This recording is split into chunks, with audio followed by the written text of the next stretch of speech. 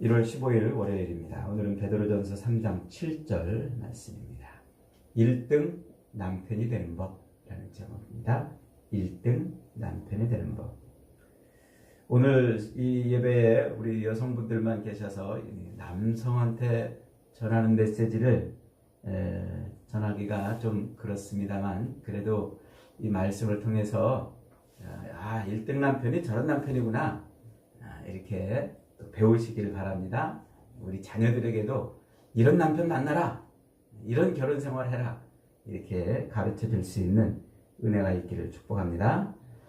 지난 1절부터 6절까지는 1등 아내가 되는 법을 소개했습니다.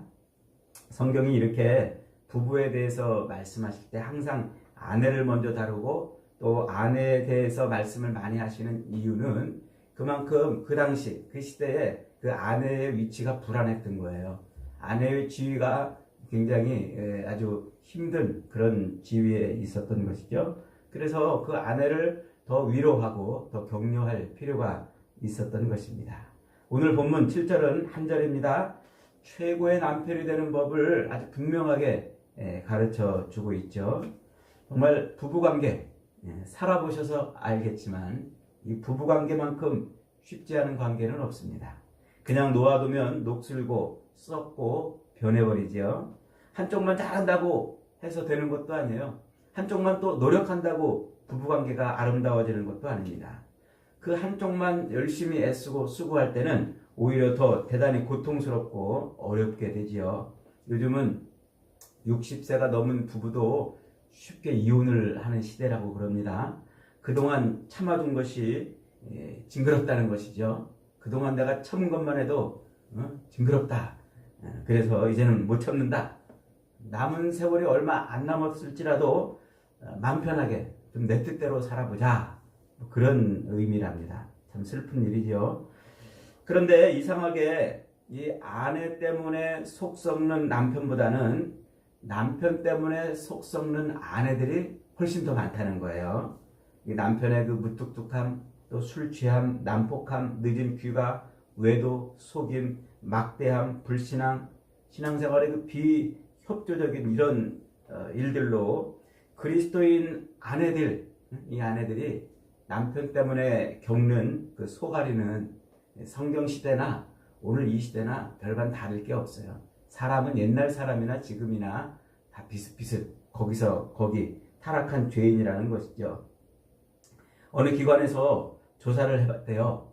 다시 태어나도 지금 배우자하고 결혼을 하겠느냐?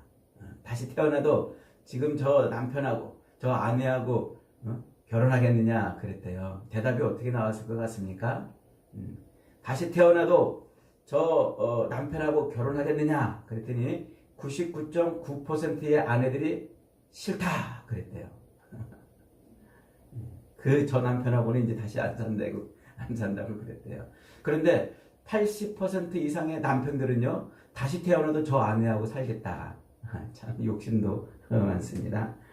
어떻습니까? 여러분은 다시 태어나도 지금 배우자랑 결혼을 하시겠습니까? 아내로부터 다시 태어나도 난 당신과 결혼하겠어, 이런 고백을 듣는 남편이라면 얼마나 행복한 남편이겠습니까? 여러분, 오늘 그 비결을 가르쳐 드립니다. 최고의 남편, 1등 남편이 되는 비결입니다. 첫째로 아내를 이해하는 남편이 되어야 합니다. 남편이 도무지 자기를 이해하지 못한다고 원망하는 아내들이 넘쳐나죠. 이 아내들의 이 아내들의 불평은요, 대부분 남편이 자기를 알아주지 않는 무지에서 나온다고 해도 지나친 것이 아니라고 합니다. 베드로 사도는 지금 남편이 아내를 대할 때에 어떻게 대해야 한다고요? 지식을 따라 대해야 한다, 이렇게 말하고 있어요. 그러면서 남편들이 적어도 다음 두 가지는 아내에 대해서 알고 있어야 된다, 그렇게 말하고 있어요. 첫째로는 아내가 자기보다 더 연약한 그릇이라 하는 것을 잊어버리면 안 된다, 이렇게 말하는 거예요. 즉 아내는 남편보다 더 연약한 그릇이래요. 육체적으로도 연약한 존재일 뿐만 아니라 정신적으로도 쉽게 흔들리는 존재라는 것이죠.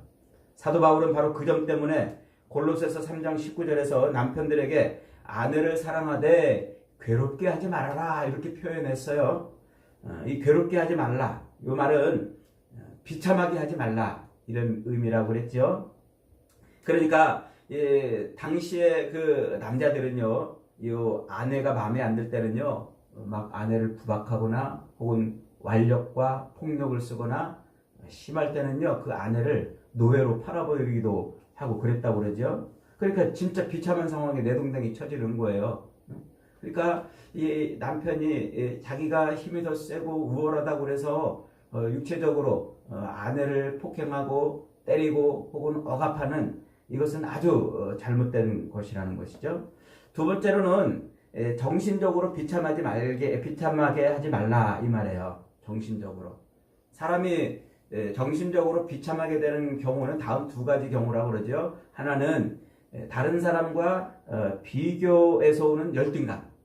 그러니까 아내를 자꾸 다른 사람하고 비교해 가지고 열등감을 느끼게 하는 겁니다.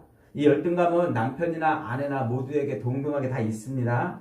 다 이 남자든 아내든, 남자든 여자든, 이 열등감은 늘 이 가슴에 웅크리고 있어요. 그런데 이 남편에게 있는 열등감은 대체로 아내들이 남편에게 순종함으로써 그 열등감이 어느 정도 치유가 된다고 그래요.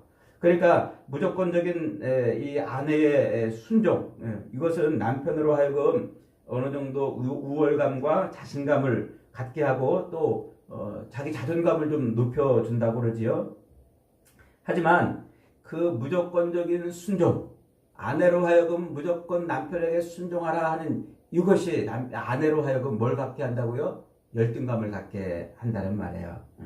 그런데 그런 열등감을 가지고 있는 데에다가 남편이 자꾸 아내를 비교하거나 혹은 또 정신적으로 자꾸 무시를 하거나 당신은 왜 그 모양이냐고 그렇게 폭력을, 언어적인 폭력을, 감정적인 폭력을 행할 때 그때 그 열등감에 빠져서 헤어나오지를 못한다고 그러죠.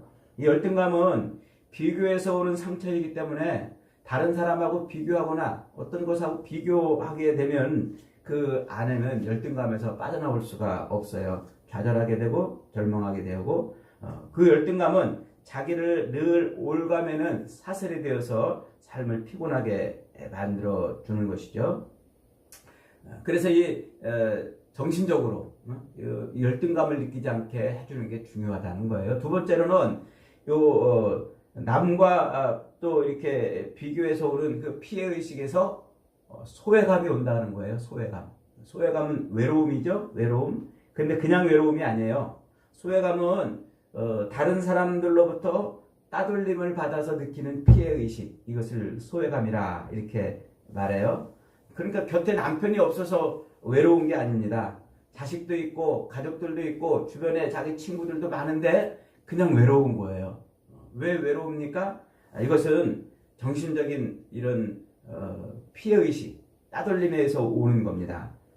왜 나 혼자만 일해야 되는지, 왜 나 혼자만 이런 삶을 살아야 되는지, 그런 정신적 좌절감이 바로 외로운 소외감이 되는 것이죠. 그러니까 이 소외감을 한번 느끼기 시작하면은 이제 어디로 빠져듭니까? 이 우울감에 빠져들게 되고 우울증으로 이제 빠져들게 된다는 것이죠. 그러니까 여자는 육체적으로도 굉장히 더 연약한 그릇일 뿐만 아니라 정신적으로도 굉장히 연약해서 열등감에 빠지지 않게 해야 되고 또 소외감에 빠지지 않게 해야 된다 하는 것입니다. 여자들은 이상하게도 이 남자들의 유머를 잘 이렇게 못 알아듣는다고 그러죠. 왜 그러냐면 마음이 여리기 때문에 그렇다는 거예요.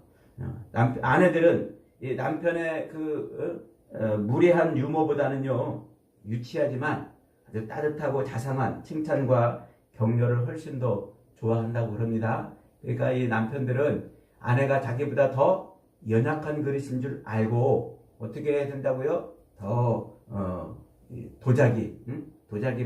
비싼 도자기를 다루듯 조심스럽게 다뤄야 한다 하는 것입니다. 두 번째로는 아내도 나와 함께 생명의 유업을 받을 자라는 사실을 기억해야 된다는 겁니다. 아내도 나와 함께 무엇을 받을 자? 생명의 유업을 받을 자임을 기억해야 된다는 거죠. 그러니까 아내는 여기서 30년 살고 40년 살고 끝날 존재가 아니라는 거예요.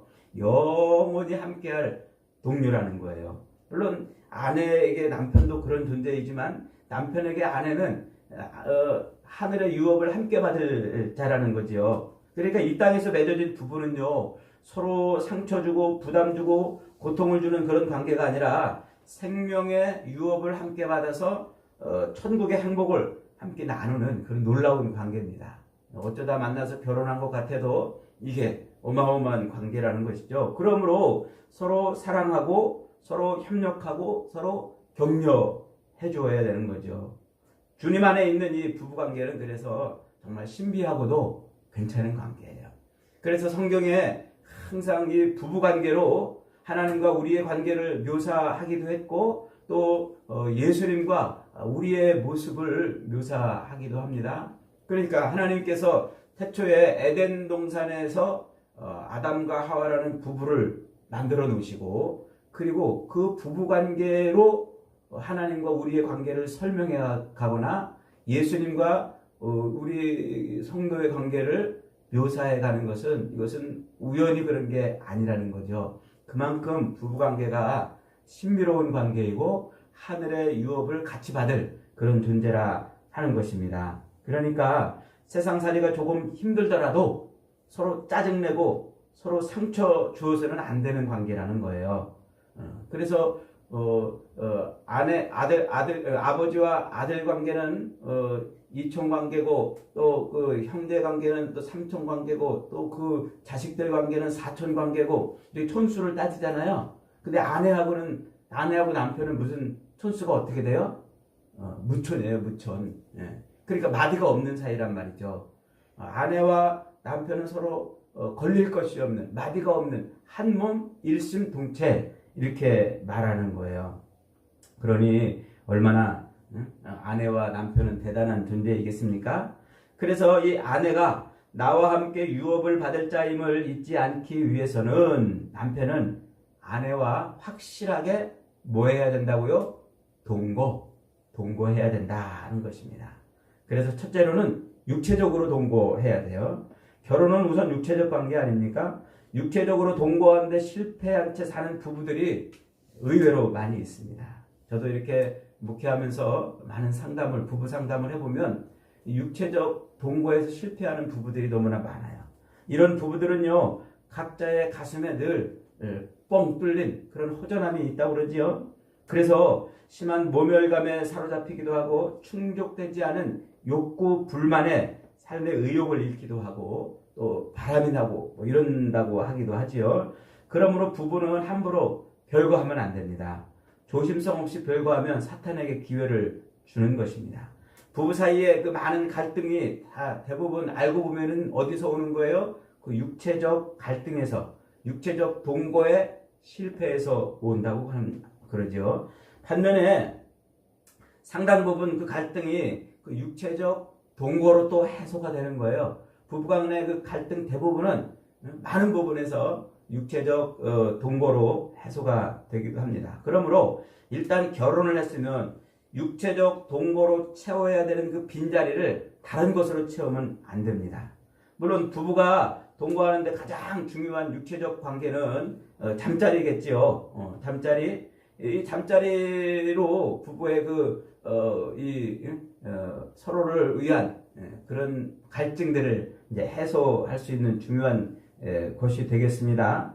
그러나 꼭 잠자리만은 아니에요. 육체적으로 동거한다는 것은 잠자리만을 한다는 것은 아닙니다. 함께 시간을 같이 하는 것도 육체적 동거이고 남편이 가는 곳에 아내도 늘 함께 있고 아내가 가는 곳에 남편이 늘 동행하는 것이죠.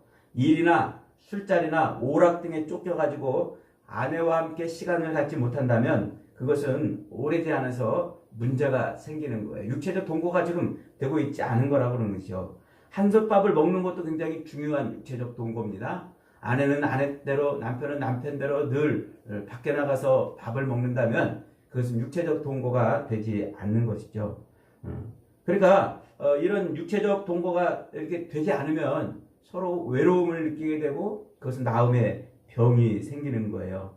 그러니까 육체적 동거는 가장 중요한 게 서로 뭐 하는 거예요? 서로 대화하는 겁니다. 대화하는 거. 사실이나 어떤 감정에 대해서 솔직하게 그렇게 대화를 할 수 있는 것. 이것이 육체적 동거의 가장 중요한 핵심입니다. 그러니까 부부 사이에 살면서 왜 갈등이 없겠어요? 왜 오해가 없겠어요? 왜 시비가 없겠어요? 그런 갈등이나 오해나 시비나 이런 것들이 무엇을 통해서 해소가 된다고요? 서로 대화하는 가운데서 해소가 되는 거예요. 그리고 그 대화를 통해서 육체적인 동거가 이루어지고 그리고 잠자리를 통해서 서로의 그 마음을 또 확인하는 이런 육체적 동거, 이것이 굉장히 중요한 것이라는 거죠. 그래서 이 부부 사이의 육체적 동거는 그 어떤 것으로 대신할 수 없는 최고의 문제를 해결하는 처방약이라 이렇게 말합니다. 1등 남편이 되고 싶은 분들, 직장 동료나 술이나 TV나 게임기와 동거하지 말고 누구와 동거하라고요? 늘 아내와 동거할 수 있기를 바랍니다. 그러면 최고 남편, 1등 남편이 될 수 있습니다. 두 번째로는 지적으로 동거해야 합니다. 육체적으로 뿐만 아니라 뭘로 동거해야 된다고요? 지적으로 동거해야 한다. 여자에 대해서는 몰라도 아내에 대해서는 알아야 한다. 이런 격언이 있어요. 즉 아내에 대한 이해가 필요하다는 말이죠. 어느 부부 상담 프로그램에서요, 부부에게 각자 종이를 나눠주고 배우자가 좋아하는 취미 3가지씩 적어내 보시오 이렇게 질문을 했대요. 그러니까 자기 배우자가 무슨 취미를 갖고 있는지 3개씩 적어내라고 그랬다는 거죠. 그런데 아내들은 금방 적어냈대요. 남편이 무슨 취미를 갖고 있는지. 그런데 대부분의 남편들은요 못 적어냈대요. 아내가 무슨 취미를 갖고 있는지를 몰랐다는 거예요. 실제로 제 주변에도 어떤 남편은요 여자 연예인들, 여자 탤런트들, 이런 사람들에 대해서는요 키가 얼마고 몸무게가 얼마고 좋아하는 취미가 어떻고 어디 출신이고 뭐 이런 거 다 줄줄줄 꿰고 있는데 자기 아내에 대해서는요 하나도 모르는 그런 사람이 있었어요. 아내 생일이 언제인지도 모르는 남편이 있고 말이죠. 그런 남편과 사는 아내는 결혼 생활에 재미있을 리가 없겠지요. 사람이 어떤 일이나 어떤 관계에서건 모른다는 것은 대단히 위험합니다만 특히 이 부부관계에서 무지는 정말 위험합니다. 아내도 꽃 많은 소녀였다. 이런 멋진 말이 있지 않습니까? 사실은 제가 만들어낸 말입니다만 아내도 꽃 많은 소녀였지 않습니까? 남편은 아내의 그 필요, 꿈, 소망, 감정, 두려움, 건강, 근심, 기쁨, 기도 제목 이런 것들을 알아야 되는 거예요. 이것이 지식을 따라 동거하는 거예요.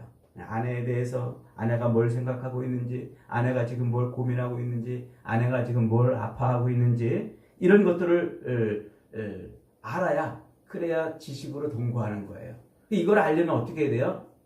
결국은 또 대화를 해야 되는 것입니다.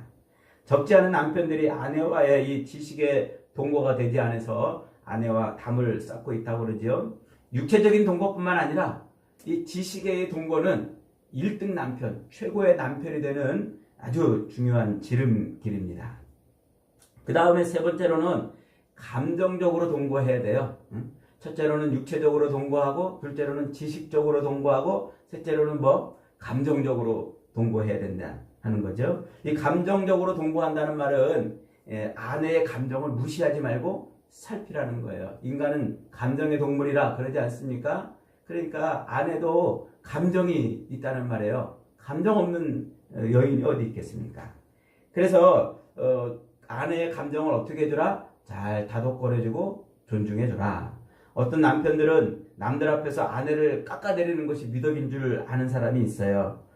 또 시어머니, 시아버지, 시부모들 앞에서 아내를 막 구박하고 창피를 주고 멸시를 주는 그런 남편들도 있어요. 대단히 아주 위험한 짓을 하고 있는 겁니다. 그러니까 아내의 감정을 살피지 않은 것은요, 감정적으로 지금 뭐가 일어나지 않고 있다고요? 동거가 일어나지 않고 있다. 아내의 감정을 배려하고 보호하고 그 감정을 잘 다독거려주고 높여주는 것, 이것이 남편이 평생 해야 될 일입니다. 그래서 아내는 남편만 보면 감정이 편해져야 돼요.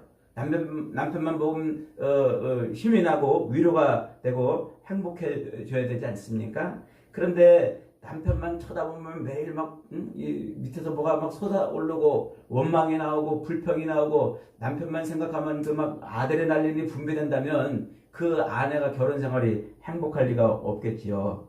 그러니까 이 아내의 그 남편만 쳐다보면 아내에게서 막 그런 감정들이, 안 좋은 감정들이 솟구쳐 난다면 그건 반드시 병이 될 수밖에 없어요. 이런 것이 쌓이면 이제 질병이 되는 것이죠.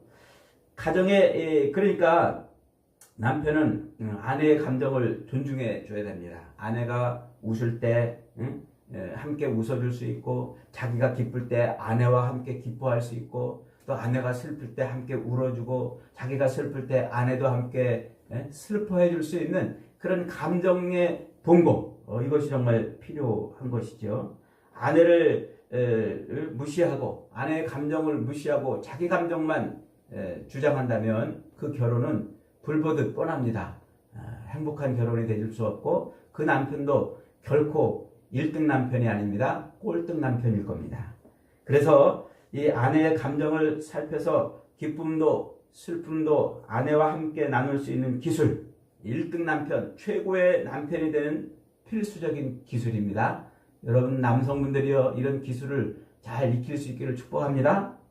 그 다음에 마지막으로 영적으로 동거해야 됩니다. 육체적으로 동거하고, 지식적으로 동거하고, 감정적으로 동거하고, 또 영적으로 동거해야 합니다.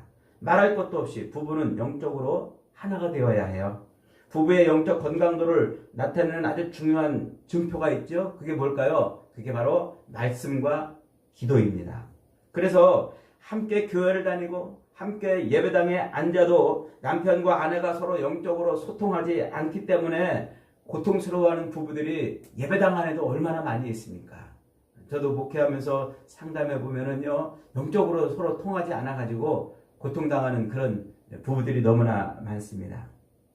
믿음의 수준이 다르고 성경 지식도 다르고 헌신도에 있어서 차이가 나면 그 부부는 사실 신앙생활 하기가 쉽지 않지요. 남편이 아내와 온전한 동거를 이루려 하면 제일 중요한 동거가 영적인 동거입니다. 그리고 그 영적인 동거의 가장 중요한 무기는 바로 말씀과 기도인 것입니다.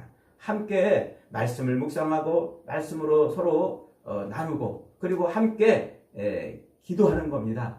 이것이 영적으로 동거해야 되는 겁니다. 제가 젊은이들, 청년들 이렇게 상담해 보면은요, 이렇게 연애할 때 이 청년들이 제일 중요한 게, 이 크리스찬 청년들이 제일 중요시 여기는 것이 뭐냐면 서로 그렇게 큐티하고 서로 기도 제목을 나누고 그렇게 연애 생활을 한대요. 그런데 결혼하면 그것이 사라져 버리는 거예요. 그래서 영적인 동거를 이루지 못하는 거죠. 부부가 서로에게 상처를 입혔을 때 가장 빨리 다치는 것이 기도의 문이라고 그러죠. 함께 기도하지 못한다면 영적으로 동거가 이루어지지 않았다는 것입니다. 남편이 아내한테 죄를 지으면 기도가 안 되죠. 영적인 동거에 실패하고 있다는 것입니다. 남편은 기도 생활을 바로 해야 남편으로서의 그 영적인 권위가 바로 서는 것입니다. 그리고 기도 생활을 잘해야 믿음 안에서 그 가정을 평안히 이끌어 갈 수가 있는 것이죠. 어느 책에 보니까 지혜로운 아내들은 자기 남편을 조용히 기도원으로 같이 데리고 산책도 가고 그런다고 그럽니다. 그러니까 남편에게 이 기도를 가르쳐 주는 것이죠. 지혜로운 아내입니다. 그렇게 남편이 기도의 맛을 알 때, 그리고 그래야 드디어 남편다운 남편이 되는 것이고 영적인 동거가 이루어지는 것입니다. 최고의 남편, 1등 남편이 되고 싶으시면 기도하십시오. 아내와 함께 말씀을 나누고 기도하십시오. 그게 기도로 아내를 지키는 것이고, 기도로 자기 가정을 지키는 것이고, 기도로 자녀들을 지켜내는 것입니다. 그렇게 되면 1등 남편일 뿐만 아니라 최고의 아빠가 될 수도 있을 것입니다. 오늘 베드로 사도의 결론도 그렇습니다. 7절 다시 한번 읽어보겠습니다. 남편들아 이와 같이 지식을 따라 너희 아내와 동거하고 그를 더 연약한 그릇이요 또 생명의 은혜를 함께 이어받을 자로 하라. 귀히 여기라. 이는 너희 기도가 막히지 아니하게 하려 함이라. 결국 행복한 부부 생활이 필요한 이유는 가정의 가장인 남편의 기도가 막히지 않게 하려는 것입니다. 최고의 남편이 되려면 기도에 능력 있는 남편이 되어야 합니다. 실제로도 기도 없이 남편이 최고 남편이 될 수는 없는 것이겠지요. 남편들은 행복한 가정을 위해서 기도해야 합니다. 시험에 들지 않기 위해서 기도해야 합니다. 가장으로서 영적 권위를 세우기 위해서도 기도해야 합니다. 기도해서 바로 남편의 매력이 나오고 기도해서 남편의 영적 생활에 신선도가 나오는 거예요. 동산의 깊은 샘처럼 기도하는 남편에게서 매일매일 성령의 은혜가 흘러 넘치는 것이죠. 그렇게 남편들은 기도를 통해서 세상에서 받는 모든 두려움과 불안과 염려와 스트레스를 이겨낼 수가 있는 것이죠. 남편들은 기도를 통해서 가정의 그 수많은 짐들, 그 삶의 짐들이 억누르고 있는 그런 압박감을 기도를 통해서 이겨내는 겁니다. 그래서 이 모든 염려들을 근심과 걱정과 불안들을 기도로 그렇게 내어 털어낼 때 그때 비로소 아름다운 가정을 이룰 수가 있는 것이죠. 가정의 어려움 앞에서 이 아내가 힘들어하고 어려울 때 함께 기도합시다. 우리 주님께 맡깁시다. 이렇게 기도할 줄 아는 남편이야말로 최고의 믿음직스럽고 사랑스러운 1등 남편이 되는 것이죠. 그러므로 여러분, 아내로 하여금 서로 영적인 동거를 이룰 수 있는 그런 일들을 해야, 그래야 비로소 믿음 생활을 온전히 할 수가 있는 것입니다. 사랑하는 여러분, 이미 남편이나 아내를 잃은 분이 계시다면, 혹시 그런 삶을 지금 살고 있다면 여러분에게 주님의 큰 위로가 더 넘치시기를 축복합니다. 그리고 아직 남편과 아내의 복을 누리는 분들은 서로 최고의 짝이 되라는 주님의 말씀에 귀를 기울여야 합니다. 아직 기회가 있을 때 우리는 그 기회를 살려야 됩니다. 주님께서는 가정생활을 통해서 우리에게 최소한의 기쁨, 그런 행복이 아니라 최대의 기쁨과 최대의 행복을 주고 싶어 하시는 것이죠. 그러므로 믿음으로 말씀에 순종하면 그런 기쁨이 그 가정 안에 채워질 것입니다. 그리고 우리에게 맡기신 자녀들도 그런 은혜와 복으로 성장하고 믿음으로 충만한 자녀들이 될 것입니다. 사랑하는 여러분, 날마다 여러분의 가정은 그렇게 남편은 남편대로, 아내는 아내대로 성경 말씀으로 충만히 채워져서 복된 가정이 되시기를 주님의 이름으로 축복합니다. 아멘. 말씀 붙들고